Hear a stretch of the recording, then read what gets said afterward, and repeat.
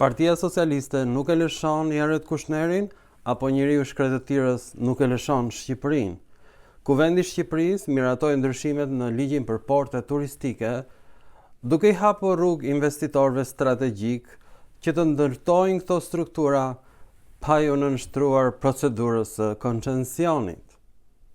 Projekt ligji kaloi me 77 vota pro dhe 26 kundër, ndërsa opozita e kundërshtoi në blok. Ndryshimi ligjor parashikon që subjektet me status investitor strategjik të mos jenë më të detyruara të ndjekin procedurën e koncesionit për ndërtimin e porteve turistike.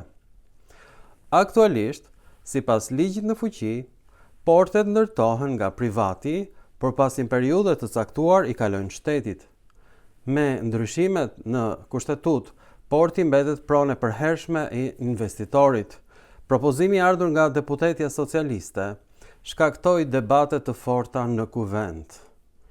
Mazhoranca e mbrojti nismën duke theksuar se ajo synon të nxjisë zhvillimin e turizmit dhe tërheqjen e investimeve. Kreu i grupit parlamentar socialist argumentoi se ndryshimet do të sjellin frymë të re në këtë sektor.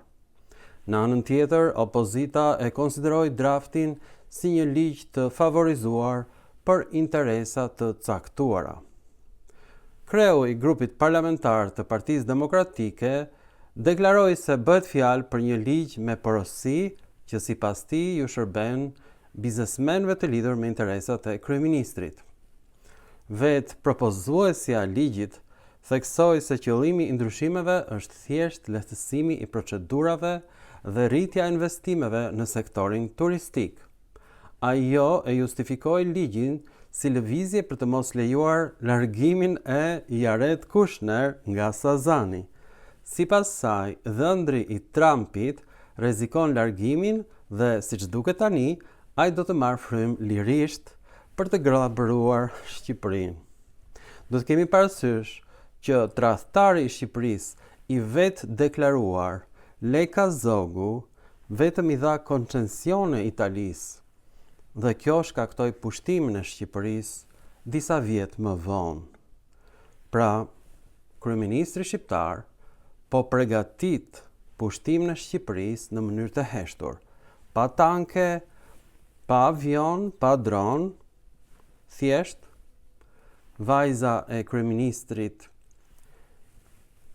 Amerikan, që është në njëkohësisht edhe president, sepse kështu është zyra amerikane, edhe je kryetari i qeverisë, edhe presidenti i vendit, ai ka kthyer në fakt presidenturën në një biznes mafioz, privat.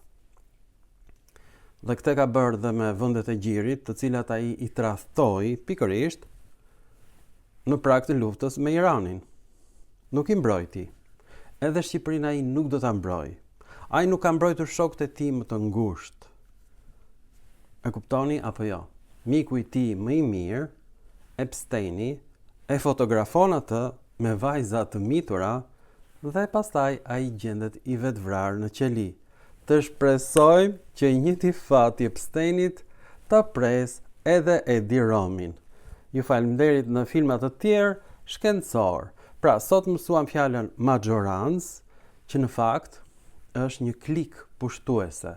Partia Socialiste e ka pushtuar Shqipërinë, le ta çlirojmë Shqipërinë nga Partia Socialiste, që në fakt është partia e njerëzve të shkretëtirës.